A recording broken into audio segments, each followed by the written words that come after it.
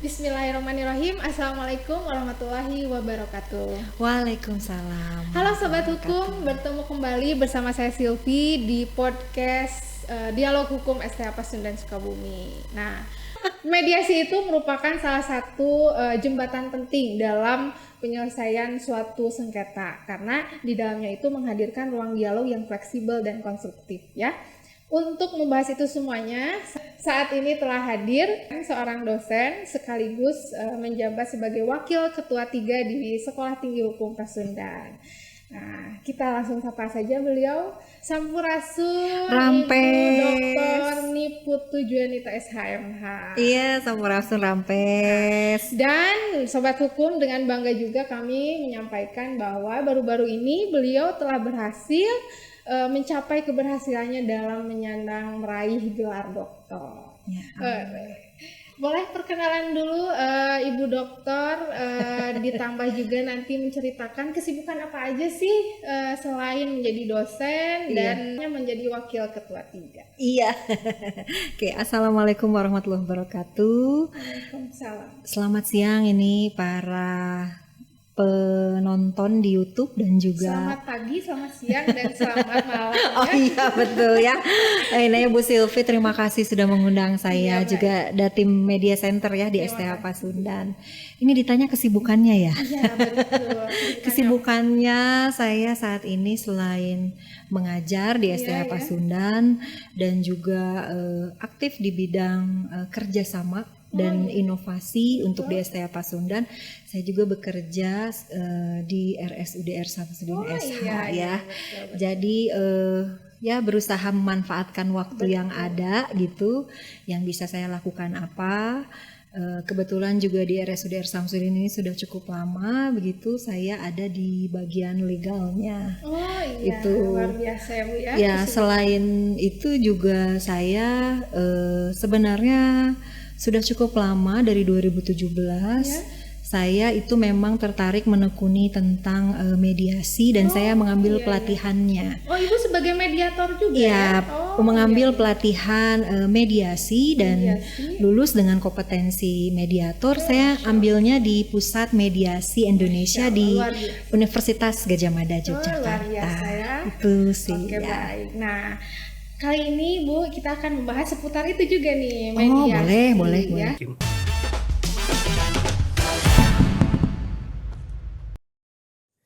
Coba boleh dong Bu diceritain bagaimana sih proses mediasi itu agar masyarakat dan khususnya mahasiswa ya dan umumnya masyarakat tahu apa itu, bagaimana itu proses mediasi. Iya, baik. Sebenarnya kan kalau mediasi mungkin itu tidak asing kalau di Indonesia. Betul. Indonesia kan budayanya dari dulu menjunjung dengan cara kekeluargaan, musyawarah itu sudah tidak aneh begitu sudah dilakukan dari zaman dahulu. Hanya memang kalau zaman-zaman dahulu kala apabila terjadi perselisihan itu, setahu saya para pihak yang berselisih itu minta bantuan kepada tokoh agama atau tokoh masyarakat, tokoh-tokoh yang disegani begitu ya oleh masyarakat tersebut untuk memberikan bantuannya untuk menengahi perselisihan itu. Nah, berdasarkan dari budaya Indonesia yang seperti itu, kemudian peradilan pun mengadopsi itu, mulai mengadopsi konsep itu, dan juga mungkin saya merasa Indonesia juga mengadakan studi banding, salah satunya ke Jepang ya, karena Jepang juga memang terkenal dengan budayanya gitu ya untuk mediasi. Jadi sebelum konfliknya itu lanjut ke pengadilan, maka wajib diupayakan gitu untuk diselesaikan dulu dengan penyelesaian sengketa non litigasi di luar pengadilan begitu. Nah, salah satu alternatifnya penyelesaian sengketanya itu mediasi. Karena kan banyak ya alternatif penyelesaian sengketa itu bisa arbitrase, bisa mediasi, bisa konsiliasi yang mirip-mirip dengan mediasi. Cuma mediasi ini saya rasa dari tahun ke tahun cukup populer. Terbukti banyak pelatihan-pelatihannya juga begitu ya. Banyak juga perguruan tinggi yang akhirnya mengadop gitu, ada mata kuliah tersendiri mengenai mediasi begitu. Jadi saya rasa memang bagus gitu ya ide ini untuk teknik mediasi ini untuk dikembangkan. Menarik ya. Menarik ada teknik gitu. khusus ya untuk menjadi Betul, mediator, betul. itu tidak sembarang menjadi mediator aja. Iya, gitu betul, ya. betul. Nah, tadi Ibu kan bilang nih kerja juga di RSUD ya, Ya. RSUD.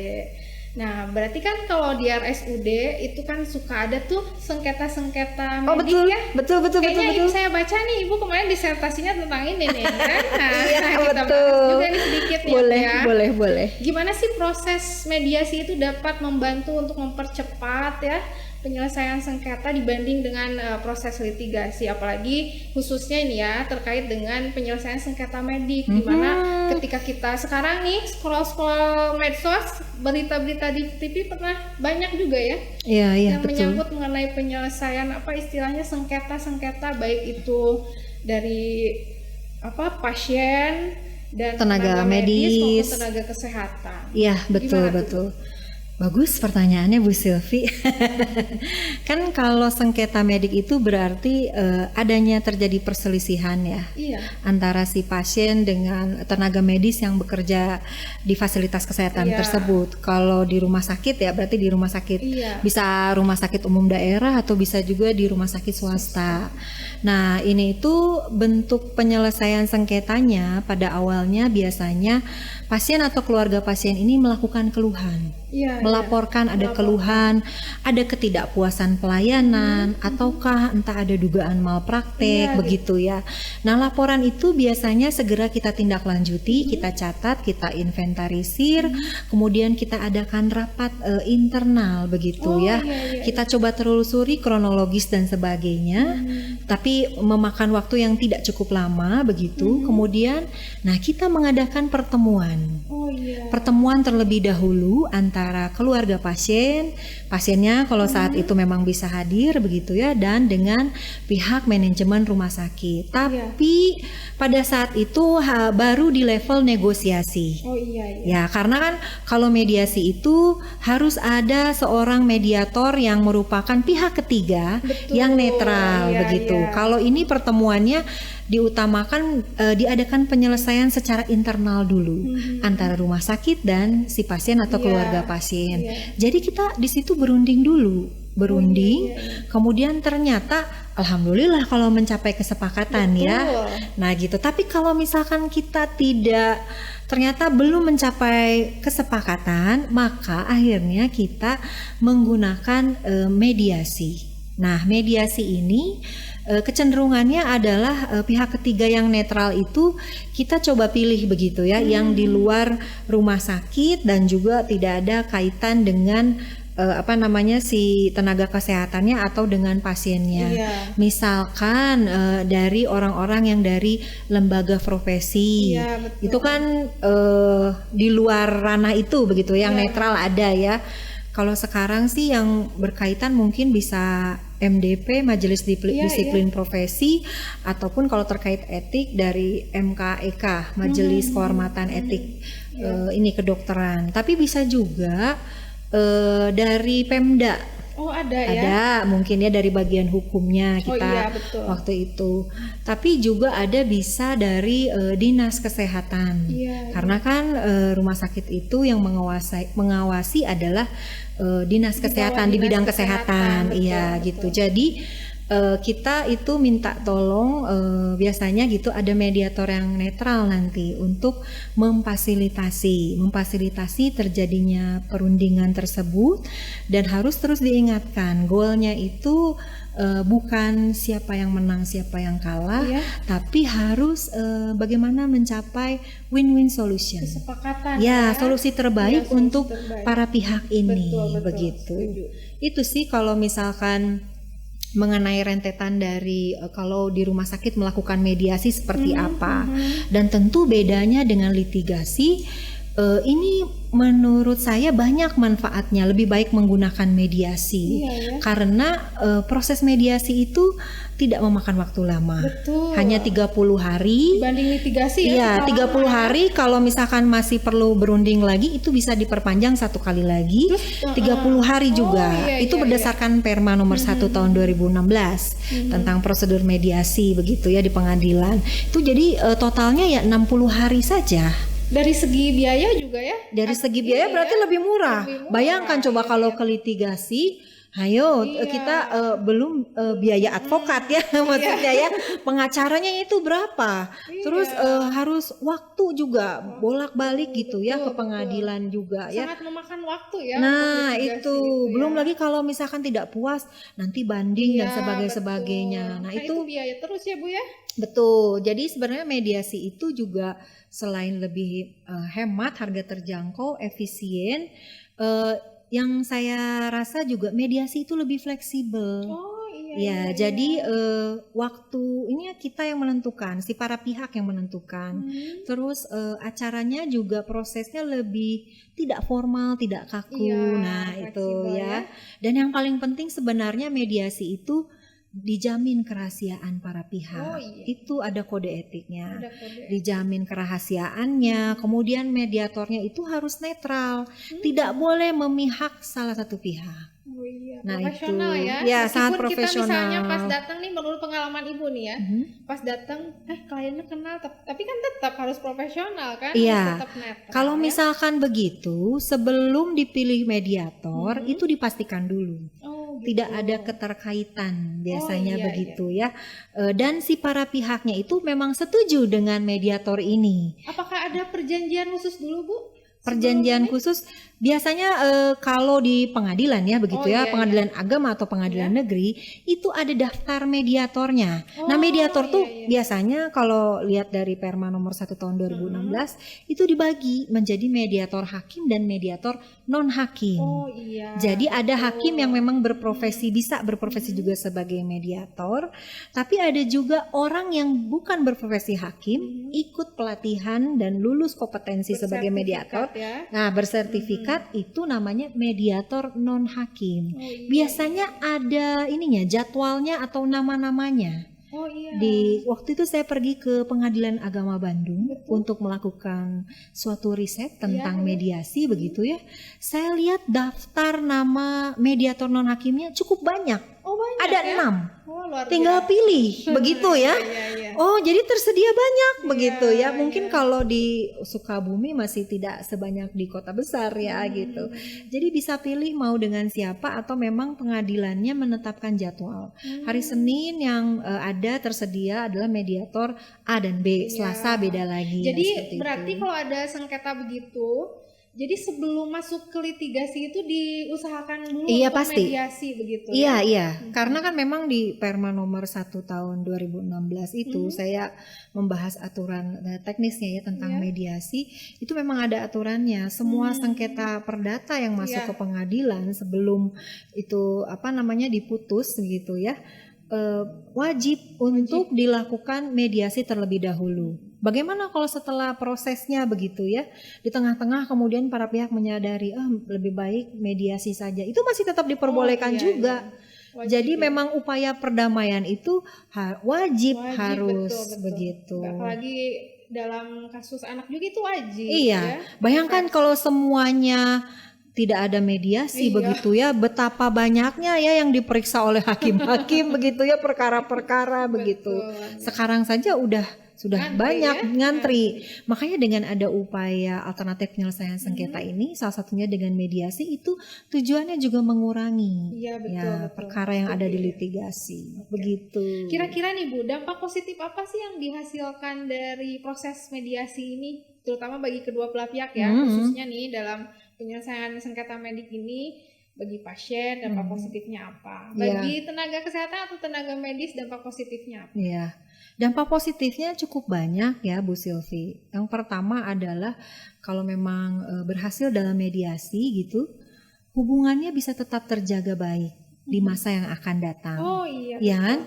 Kalau dalam pengadilan litigasi itu biasanya sudah harus win or lose gitu ya, menang atau kalah, dikabulkan atau tidak. Jadi hubungannya memang sudah tidak baik gitu ya. Tapi kalau dalam mediasi, karena roh dari mediasi ini adalah win-win solution, bagaimana semua para pihak mendapatkan solusi terbaik, jadi hubungan itu tetap bisa terjaga. masih tetap bisa baik begitu di masa yang akan datang gitu. Juga terus yang kedua, kerahasiaannya tetap terjaga. Oh iya. Kalau tadi yang tenaga medis, kasusnya sengketa medik antara si pasien dengan seorang tenaga medis begitu ya. Berarti kalau dampak positifnya untuk si tenaga medis, dia kan kredibilitasnya sebagai seorang tenaga medis, profesionalitasnya terjaga. Image-nya sebagai seorang tenaga medis itu tetap terjaga dengan baik begitu ya. Kemudian si pasiennya juga kehidupannya mungkin akan lebih tenang, lebih baik gitu ya, setelah mendapatkan mungkin kompensasi dari yang dia alami, dan dia cukup sepakat dengan kompromi tersebut begitu ya dalam mediasi. Jadi sama-sama terlindungi juga privasinya begitu, kerahasiaannya. Kemudian juga dari segi kode etik ya, kan tenaga medis itu harus memberikan informasi yang lengkap dan jelas kepada pasien. Makanya dengan proses mediasi ini, si tenaga medik ini diberikan kesempatan untuk menjelaskan tindakan-tindakan yang dilakukan, bisa dampaknya apa terhadap kesehatan si pasien. Jadi unsur pemberian informasinya dengan lengkap dan jelas itu juga terpenuhi. Kalau menurut saya ya, kerahasiaannya dapat, netralitasnya juga dapat, kemudian juga hubungan baiknya tetap terjaga, jangka waktunya tidak lama, biayanya lebih murah, prosedurnya lebih sederhana dan fleksibel. Sebenarnya hal ini tuh, mediasi tuh baik begitu ya digunakan gitu. Tapi kan dalam implementasinya susah kalau orang itu para pihak tuh sudah ada yang berkonflik dan sudah merasa sakit hati. Karena udah sakit hati, kemudian itikat baiknya untuk berdamai itu menjadi minim. Betul. Karena jadi kalah dengan emosi. Emosi begitu. Makanya sebenarnya seorang mediator itu harus pintar-pintar, Bu Silvi. Ya. Ada teknik. Iya, pintar untuk pandai berkomunikasi dengan antara para pihak, cerdas menjaga kenetralitasan, cerdas juga menjaga suasana supaya tetap kondusif. Bagaimana kalau tiba-tiba salah satu menjadi tegang dan emosi? Kita juga nggak boleh. Iya, kita nggak boleh ikutan tegang, tapi kita harus berusaha mengintervensi dengan lembut dan juga dengan kata-kata yang positif, mengingatkan kembali, Bapak Ibu mohon harap tenang. Kali ini kita di sini kita untuk mengupayakan win-win solution. Jadi berfokusnya bukan kepada masalah menang atau kalah, tapi bagaimana sama-sama mendapatkan solusi yang terbaik.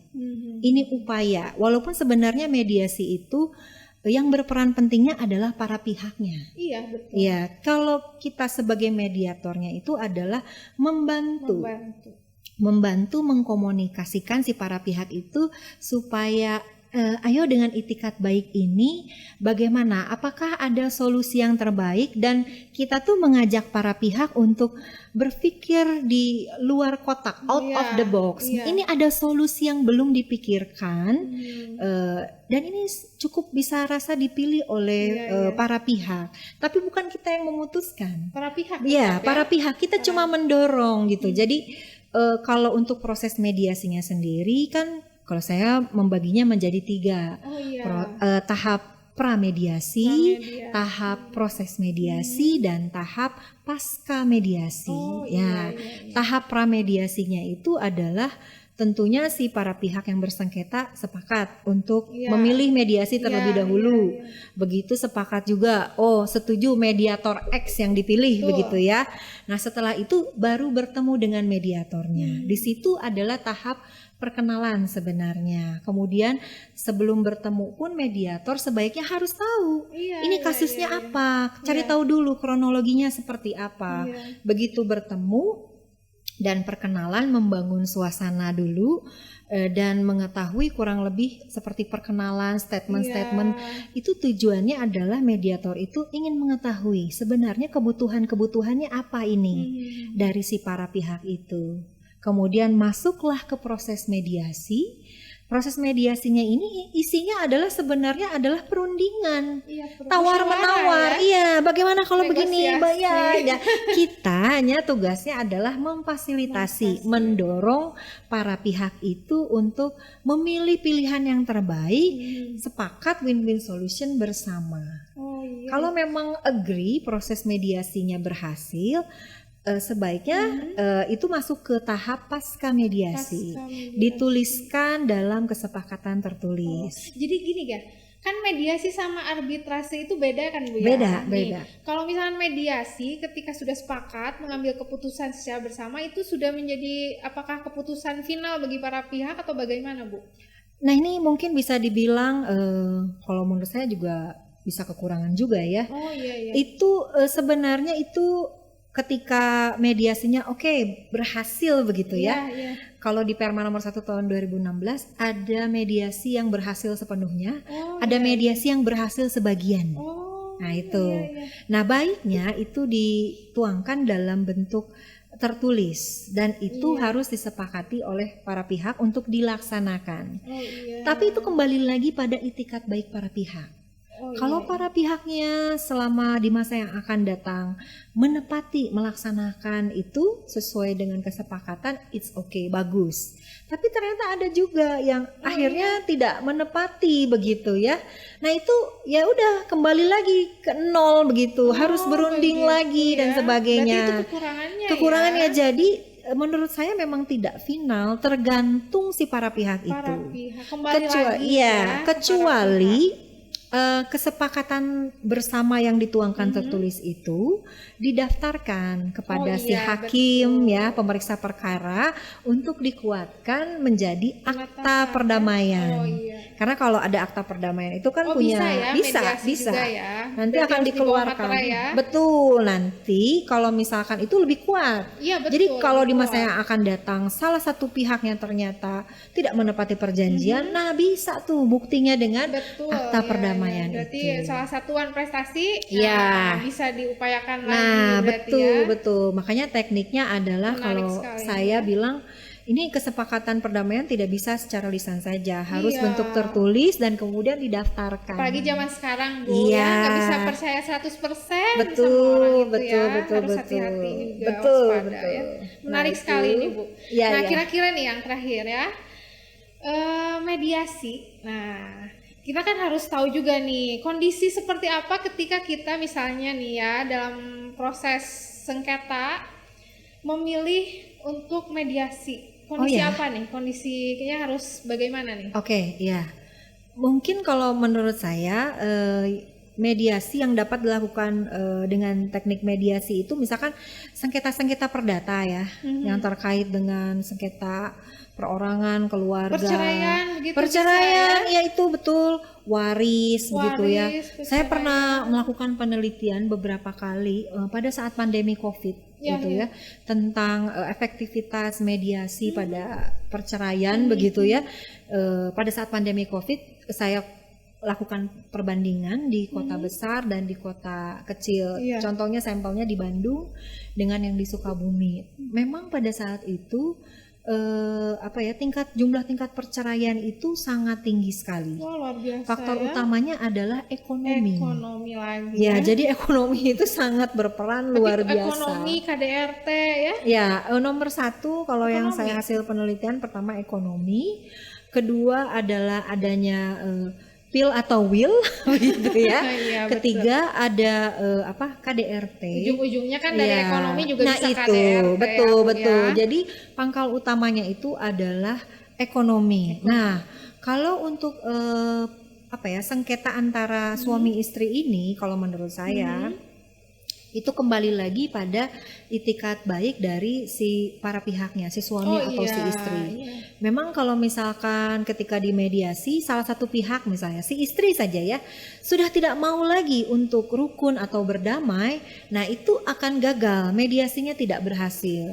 Jadi harus memerlukan dua belah pihak yang sama-sama menyadari itikat baik untuk berdamai. Kalau cuma salah satu itu kemungkinan susah ya. Itu tuh kemungkinannya tidak berhasil mediasinya. Oh, gitu Nah itu, ya, jadi begitu. mediasi itu memerlukan dua-duanya itu sama-sama mau itikat Iya, baik win-win untuk berdamai. solution Iya. kembali Kalau lagi. cuma salah satu sulit sih. Ya makanya gitu. kan ada salah satu artis yang udah beberapa kali tuh mengajukan Ini perceraian, ya betul nggak betul. dikabulkan terus karena memang salah satu pihaknya Iya, tidak ngeke. menghendaki cerai begitu Betul. ya. Jadi akhirnya tidak bisa. Nah, Iya, itu harus betul, dua belah betul. pihak. Kemudian juga tadi selain yang sengketa perdata, sengketa-sengketa bisnis itu bisa juga Oh, bisa, sebenarnya. iya. Cuma mungkin kalau untuk hasil yang lebih final mengikat mungkin lebih ke arah arbitrase. Arbitrase. Ya, begitu. Tapi ada juga jenis-jenis sengketa yang memang tidak bisa dimediasi. Itu misalkan sengketa-sengketa yang melibatkan kepentingan umum. Oh iya iya. Ada intervensi negara, nah itu nggak bisa juga. Oh, nggak Bisa bisa, dilihat nanti di Perma nomor 1 tahun 2016 ada sengketa-sengketa yang dikecualikan untuk dilakukan mediasi. Oh berarti perma itu dasar hukumnya ya? Iya betul, dari dasar hukum mediasi. secara teknis. Iya Oh, betul. siap. Salah satunya misalkan sengketa mengenai hasil pemilu, parpol itu tidak bisa dimediasi. Ada mekanismenya khusus gitu. Oh menarik sekali ya Bu Ya, ya tentang betul. mediasi ini, dan memang banyak sekali sekarang yang berminat untuk menjadi mediator Iya begitu betul ya. banyak, ya betul. Ini sangat bermanfaat sekali nih ilmunya ya Sobat Hukum Ya. ya. Jadi kalau yang merasa suka dengan hal-hal yang damai, peace, Nah, mendamaikan, terus dari segi teknik komunikasi cukup bisa menguasai begitu ya. Nah, bisa tuh mencoba untuk Public menjadi speakingnya mediator. juga Iya, ini public ya. speakingnya cukup baik. Nah, Cukup itu bisa baik, ya. juga. Iya. Jadi damai itu lebih indah loh Sobat Hukum ya. Iya betul betul. Makanya saya ada pepatah yang ini apa namanya, in medio stat virtus. Apa Saya tuh bilang Bu? itu ya. Itu artinya adalah dalam kebaikan itu posisinya selalu ada di tengah. Nah, iya. Nah itu dia tidak memihak ke sayap kiri, tidak juga memihak ke sayap kanan gitu. Tapi Netral dia ya netral, dia berada di posisi yang seimbang begitu. Nah terus kemudian juga dia punya pengendalian diri begitu, pengendalian dirinya dia ya netralitas itu bagaimana menjaga netralitas, kemudian juga dia berusaha bijaksana begitu ya dalam memberikan arahan gimana secara harus adil begitu kepada para pihak, tidak membedakan begitu, tidak ada diskriminasi. Nah itu cukup susah-susah gampang. Iya ya. Seperti itu. Ada teknik-teknik khusus Iya, begitu. Makanya kalau mediator itu, Bu Silvi, dia selalu posisinya itu ada di tengah. Oh iya. Ketika dalam mediasi seperti ini para pihaknya, dia di tengah. Di tengah. Kemudian di perjanjian tertulisnya pun dia menjadi saksi, Iya. dia tanda tangannya di tengah. Oh, Ini pihak ke satu, iya, pihak kedua, dia tanda tangannya di tengah. Kemudian ada kode etik lainnya juga, kalau misalkan mempersilahkan satu pihak yang kanan begitu untuk melakukan kaukus, jadi pertemuan cuma dua mata dengan mediator, waktunya 20 menit, maka si pihak yang satu lagi pun harus diperlakukan sama. Oh, begitu. Jumlah waktunya juga sama. Itu menjaga Adil ya? iya, keadilan dan keseimbangan dan netralitas. Ini diperlakukan sama, ini juga harus mendapat perlakuan sama. Begitu cara Sangat ininya. menarik sekali nih. Bu. Iya, mungkin Terakhir tertarik nih, ya, Bu iya, Silvi. Iya. Terakhir nih Bu, Ya, boleh dong harapan Ibu ya untuk mahasiswa, khususnya mahasiswa ST Pasundan dan umumnya bagi masyarakat terkait bahasan kali ini. oh harapan saya. Pertama harapan saya untuk mahasiswa di STA Pasundan dulu. Iya boleh. Dan juga untuk mahasiswa dari perguruan tinggi lain begitu ya. Coba mempelajari tentang materi tentang mediasi ini, tentang teknik mediasi ini, dan berharap setelah mempelajari memahaminya nanti mempraktekkan di dunia nyata. Jadi banyak dari mahasiswa-mahasiswa itu nantinya setelah lulus terjun ke masyarakat itu menjadi seorang mediator-mediator yang handal. Banyak membawa kebaikan, banyak membawa hal-hal yang kedamaian yang ujungnya berkonflik, jadi diminimalisir konfliknya gitu ya dengan teknik mediasi ini. Jadi jangan, harapan saya begitu ya, perkara-perkara di litigasi itu berkurang begitu, dan hubungan baik antara para pihak itu bisa tetap terjaga gitu. Jadi kita sebagai dosen juga ya mungkin mengajarkan untuk value-value yang kita itu jadi solusi maker person, bukan trouble maker lah begitu ya. Gitu. Jadi mungkin dari kitanya juga kita harus mencontohkan begitu ya. Ketika ada konflik atau apa, sebisa mungkin ayo kita bicarakan baik-baik dulu dengan cara yang non litigasi. Bagaimana ini dengan cara mediasi begitu. Kalau misalkan kita kenal dengan para pihaknya, mungkin bisa minta tolong teman kita yang lain yang punya kemampuan untuk mediasi juga menjadi mediator, supaya kitanya juga bisa tetap netral begitu. Boleh Itu dong Bu, sih.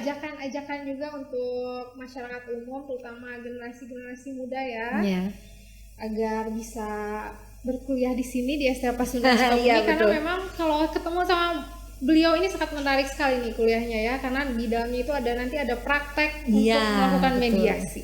Ya, boleh untuk masyarakat baik di kota Kabupaten Sukabumi dan di luar kota Sukabumi, misalkan tertarik nanti ada sesi-sesi khusus begitu ya. Salah satunya ada mata kuliah yang tidak hanya teori, tapi juga kita ada praktek-prakteknya begitu ya. Jadi insya Allah kita akan lebih paham begitu ya tentang misalkan tentang materi simulasi peradilan atau tentang teknik mediasi. Nah, biasanya saya kalau di kelas itu tidak hanya teori, tapi interaktif, kemudian ada prakteknya kadang ya. Itu yang Terus, menarik ya. Ya begitu, kita alhamdulillah nih ya ada beberapa kelas mata kuliah supaya kita nggak boring gitu ya.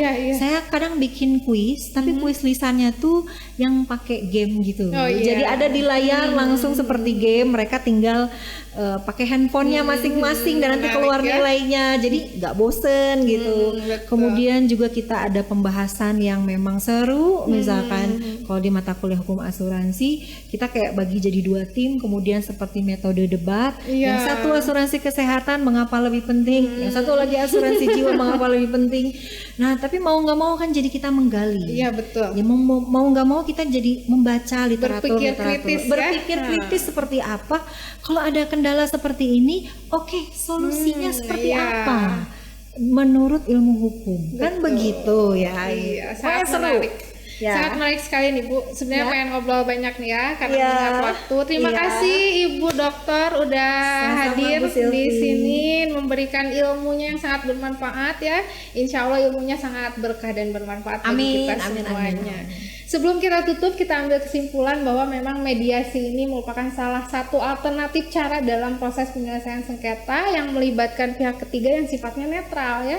Mediasi juga dapat menghemat waktu dan biaya dibandingkan dengan proses litigasi.